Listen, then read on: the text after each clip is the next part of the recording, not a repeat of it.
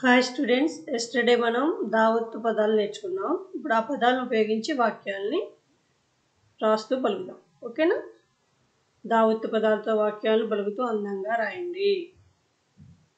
చూద్దాం. ఇక్కడ చూడండి. ఫస్ట్ వన్ గద్ద. గా దాకి దావత్తు గద్ద ఒక పక్షి. గద్ద ఒక పక్షి. గద్ద ఒక పక్షి. పక్షి అంటే బర్డ్.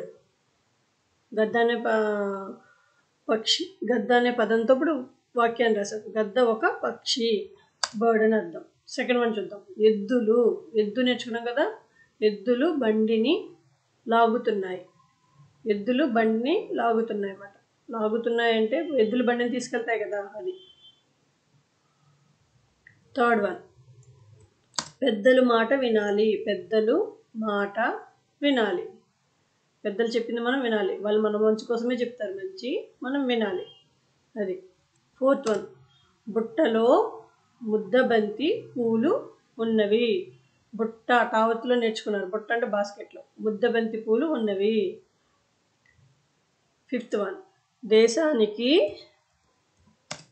సరిహద్దులు ఉంటాయి. దేశానికి సరిహద్దులు ఉంటాయి. సరిహద్దులు అంటే బోర్డర్స్. 4 వైపులా ఉంటాయి.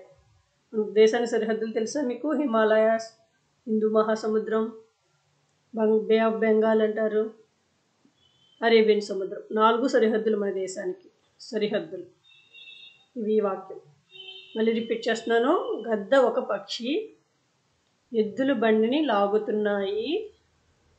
పెద్దలు మాట వినాలి. బుట్టలో ముద్దబంతి పూలు ఉన్నవి. దేశానికి సరిహద్దులు ఉంటాయి. పలుకుతూ రాయండి. మీరు రీడింగ్ అడిగినప్పుడు చాలా కష్టపడుతున్నారు. పలుకుతూ రాయండి. ఒక్కోటి 3 times 4 times అలా పలకండి. అప్పుడు బాగా రీడింగ్ వస్తుంది.